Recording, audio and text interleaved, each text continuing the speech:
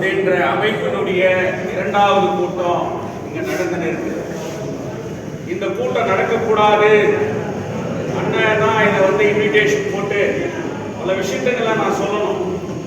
ஏன்னா பேசுறவங்களுடைய கருத்துக்களை நாம ஒன்னொன்னு வாங்கி நிற்கிறோம்.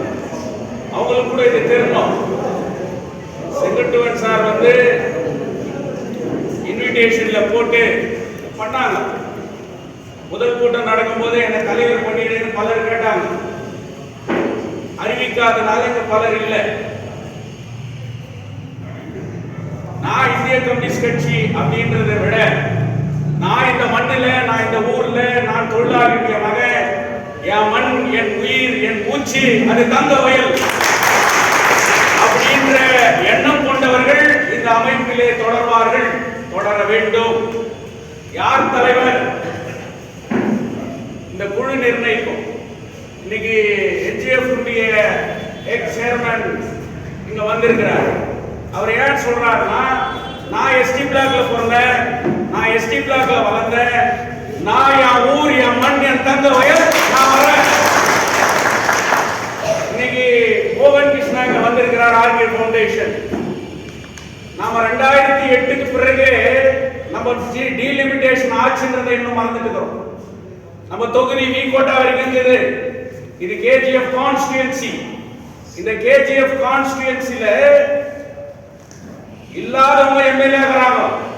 ஆனா இந்த கேஜிஎஃப் கான்ஸ்டிட்யூன்சின்னு வரும்போது நம்ம தங்கவயல் அது வரைக்கும் போயிட்டு. இன்னைக்கு நான் என் ஊர், என் மண், என் தங்கவயல், நான் இந்த மண்ணுக்காக நான் உங்களோடு வேலை செய்யறேன், வரவேற்கப்படுகிறோம். எல்லாரையும் அழைச்சார். அவர் பாவம் எவ்வளவு கஷ்டப்பட்டார் இந்த கூட்டத்தை கூட்டுறதுக்கு எங்களுக்கு தான் தெரியும். எல்லாரையும் அழைச்சார். பலருடைய கேள்விக்கு அவர் பதில் சொன்னார். யாரையும் இல்ல, எல்லாருக்கும் இன்வைட் பண்ணிக்கிறோம். எல்லாருக்கும் பல விதத்துல நாம இன்னைக்கு கொண்டு வந்தோம். அந்த ஒரு மோனோகிராம கூட நீங்க பார்க்கணும். பிஜிஎம்எல் பெவல் அப்படின்னு சொல்லி 2 கரங்கள் ஒன்றுபட்டு யுனைடெடா நாம இணைவோம் என்பதுதான் அந்த சிம்பல் கூட இங்க உருவாக்கப்பட்டு இருக்கு. இந்த கூட்டத்தில் நம்ம எக்ஸ் முனிசிபாலிட்டியுடைய ஸ்டாண்டிங் கமிட்டி சேர்மன் ஸ்டான்லி இருக்கிறார். டிஎம்கே அமைப்பில் நான் சேகர் பேசினார். இன்னைக்கு எக்ஸ் சிஎம்சி பிரசிடென்ட் தயானந்த் ஜேடிஎஸ்ல இன்னைக்கு பேசினார். ஐஎன்டிசி லீடர் பேசியிருக்கிறார். இன்னைக்கு சிஐபி தொழிற்சங்கத்தில் இருந்த அந்த கணேஷ் இங்க பேசியிருக்கிறார். இங்க எக்ஸ் கவுன்சிலர் நடராஜ் இங்க உட்கார்ந்துக்கிறார். தமிழ்ச்சங்கம், மற்ற ஆர்பிஐ எல்லா அமைப்புகளும் இருக்குது. இவர்தான் பெரியவர், இவர்தான் சிறியவர், அது என்றதெல்லாம் இல்லை. கண்டிப்பாக இந்த கூட்டம், போலீஸ் இந்த கூட்டம் நடக்காதுன்னு சொன்னாங்க. ஆனா போலீஸ் மட்டும் 4 லெட்டர் கொடுக்குறாங்க. ஏன்னா நீ கொடுக்காத, என்ன எந்த போலீஸ் கேட்கணும். நான் சொன்னேன் போலீஸ்க்கு, கேஜிஎஃப் அழிக்கிற கேஜிஎஃப் காப்பாற்றுறதுக்கு கூட்டம் நடத்துறோம். இதான் சப்ஜெக்ட். இந்த ஊரை அழிக்க எம்எல்ஏ நினைச்சா அந்த எம்எல்ஏவை எதிர்த்து நிற்கும் இந்த சேவ் கேஜிஎஃப். இந்த ஊர்ல இருக்கிறவங்களை அடையணும் இந்த ஊர் எம்பி நினைச்சா அதை எதிர்த்து நிற்கும் இந்த சேவ் கேஜிஎஃப். யாருக்கும் பயப்படுற கமிட்டி இது இல்ல, பயப்படாது, மறக்க முடியாது அப்படின்றத சொல்றதுக்காக சொல்லிக்கிற அதுதான் சேவ் கேஜிஎஃப். ஹாஸ்பிட்டல்ல சொன்னாங்க இன்னைக்கு மைன்ஸ் யூனியன் இது கேஸ் போட்டாங்க. யூனியன் பார்த்துக்கோ கிடையாது. பெமலே கான்ட்ராக்ட் லேபர் அங்க ஒரு யூனியன் இது, அந்த யூனியன் பார்த்துக்கோ கிடையாது. அது இல்ல. இப்போ சப்ஜெக்ட் தங்கவயல் மண்ணிலே பிறந்தவனுக்கு பெமல்ல வேலை கொடுன்னு கேட்கிறோம். அது நம்ம சப்ஜெக்டா ஒரு யூனியன் சப்ஜெக்டா? நம்ம சப்ஜெக்ட். என் தங்கவயலிலே பிறந்தவனுக்கு ஏன் வேலை இல்லை, வேலை கொடுன்னு கேட்கிறோம். என் தங்கவயல்ல பட்சவன் ஈக்குவல், அதே சம வேலை செய்யறான், அதே திறமை இருக்குது, ஏன் நீ அவன் அப்பாயின்மெண்ட் மாற்ற, அவனுக்கு ஏன் பிரெஃபரன்ஸ் கொடுக்கல அப்படின்னு நாம இன்னைக்கு கேட்கிறோம். அதுதான் சேவ் கமிட்டியினுடைய சப்ஜெக்ட். இன்னைக்கு பிஜிஎம்எல் இருக்குது, கேஸ் போட்டாங்க, இன்னொரு கோர்ட்ல எடுத்து அப்பீல் போட்டாங்க. அது கேஸ் நடக்கும். சாதாரண ஒரு 52 கோடி 20 வருஷத்துக்கு வட்டி போட்டு தொழிலாளி 6% கொடுன்னு சொல்லிட்டு ஒரு கோர்ட் சொல்லுது. அதை எதிர்த்து இன்னைக்கு பிஜிஎம்எல் நிர்வாகம் சென்ட்ரல் கவர்மெண்ட் போய் கேஸ் போடுறான்னு சொன்னா விட்டுருணுமா? கோடிக்கணக்கான ரூபாய் இன்னைக்கு பேங்க்ல லோன் வாங்கிட்டு கட்ட முடியாத ஊரை விட்டு ஓடுறவங்க சாதாரண தொழிலாளிக்கு எத்தனை கோடி ஆயிடும்? இதை கேட்க வேண்டியது யார்? எம்எல்ஏ. இதை கேட்க வேண்டியது யார்? எம்பி. கேட்காத போது யார் கேட்கணும்? அதான் சேவ் கேட்க. சோ தங்க சுரங்கத்தினுடைய பிரச்சனையை டெல்லி வரை கொண்டு செல்ல வேண்டிய தருணத்திலே நாம் இருக்கின்றோம். மத்திய அரசை பார்த்து இன்னைக்கு நான் வண்டி போய் டெல்லியில கத்தனேன், அது எடுபடல. ஒரு கட்சி தனியா போய் ஜந்தர் மந்தர்ல நான் போராட்டம் பண்ணேன், அது எந்த அளவுக்கு எடுபட்டுச்சு? எடுபடல. ஒரு தங்க வயலே திரண்டு அனைத்து அரசியல் கட்சியை போய் ஜந்தர் மந்தர் கிட்ட உட்கார்ந்தா டெல்லியே அதிரும். அதை செய்யணும். அதுதான் சேவ் கமிட்டியினுடைய வேலை. இன்னும் எத்தனை வருஷமா கோர்ட்டுன்னு சுத்தி அந்த தொழிலாளர்கள் செத்து 100,000 தொழிலாளி மண்ணோட போயாச்சு. முன்னேறுகிற தொழிலாளி செத்த பிறகு அந்த கொடுக்குறியா? எஸ்டிபிபி தொழிலாளர்களுக்கு மட்டும் வீடு இல்ல. இன்னைக்கு யூபிஏ 1 கவர்மெண்ட், இன்னைக்கு கோர்ட் மைன்ஸ்ல இருக்கிற எல்லா தொழிலாளிகளுக்கும் எக்ஸ் எம்ப்ளாயிகளுக்கு வீடு சொந்தமாக்கணும்னு சொல்லிக்குது. இது அமல்படுத்தாத வேடிக்கை பார்த்துக்கிறாங்க. இதை யார் கேட்கணும்? மைன்ஸ்ல வீடு வீடா இருக்கிற லைன் பஞ்சாயத்தை ஒன்று திரட்டணும். நாம லைன்ல இருக்கிற இளைஞர் அமைப்பு ஒன்று சேர்க்கணும். லைன்ல இருக்கிற மாதா குறிச்செடியில இருந்து கோயில் கமிட்டில இருந்து எல்லாருக்கும் லெட்டர் கொடுக்கணும். நம்ம வீடு சொந்தமாகணும், நீ சேவ் கமிட்டியோட இணைந்து போராடா அப்படின்னு சொல்லணும். மக்களே ஒன்று திரண்டா இன்னைக்கு உன்னால தடுக்க முடியுமா? இதைத்தான் செய்ய போறது சேவ் கமிட்டி.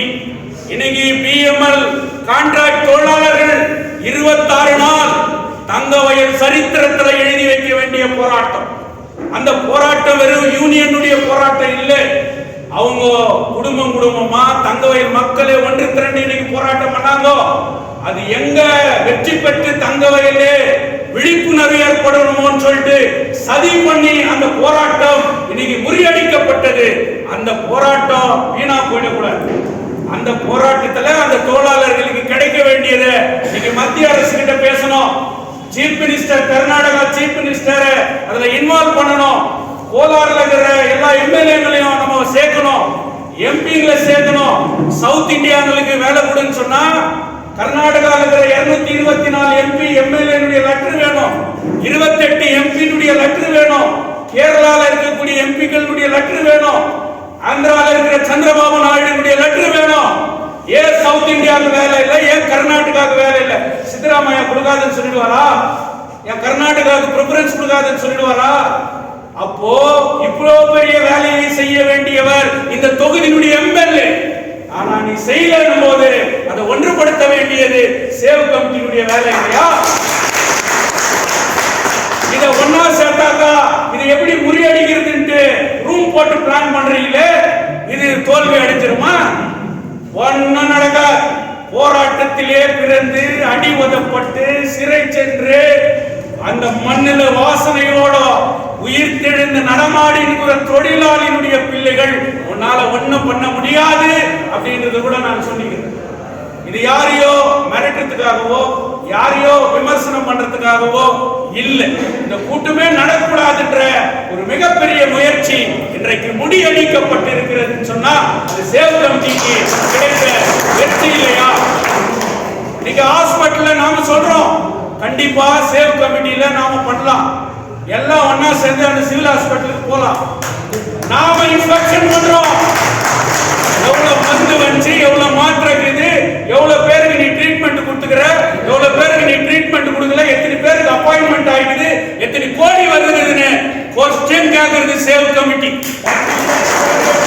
சொர்ண பவன்ல சேவ் கமிட்டி போகுது. அண்ணன் பார்த்திபன் சொன்னார் எவ்வளவு பண்டு வருது, இந்த தொழிலாளிகளுக்கு என்ன முடிவு எடுத்துக்கிற, அடுத்த கட்ட நடவடிக்கை என்ன, எங்களுக்கு பதில் சொல்றா அப்படின்னு சொல்லிட்டு கேட்க போறது சேவ் கமிட்டி.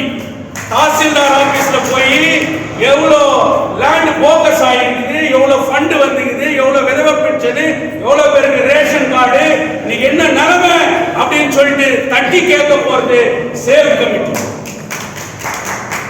இப்படி தங்கவயல்ல முனிசிபாலிட்டியில இன்னைக்கு பேப்பர்ல வந்துக்குது டேப் எஸ்சி எஸ்டிக்கு அலாட் ஆயிருக்கிற டேப்ல இன்னைக்கு ஊழல் வாங்கிக்குதுன்னு சொல்லிட்டு இன்னைக்கு ஆயிடுது. 2 முனிசிபாலிட்டிக்கு புள்ளிங்க இங்க உக்காந்துக்கிறாங்க. முனிசிபாலிட்டியில என்ன நிலைமை அப்படின்னு சொல்றது, ஒவ்வொரு வார்டுல எவ்வளவு ஃபண்ட் வந்துக்குது, எவ்வளவு இது வந்துக்குது, எவ்வளவு எக்ஸ்பென்ஸ் பண்ணிக்கிற, எவ்வளவு பண்ணல அப்படின்ற கொஸ்டினை சேவ் கமிட்டி இன்னைக்கு கேட்கலாம். இப்படிப்பட்ட ஒரு கமிட்டி இந்த ஊர்ல உருவானா தங்க வயலை காப்பாற்ற முடியுமா முடியாதா? இதுல நான் பெருமை இல்ல. இன்னைக்கு நான் சொல்றேன், என்ன நீ ஒரு சாதாரண உறுப்பினரா இந்த கமிட்டியில வைக்கணும்.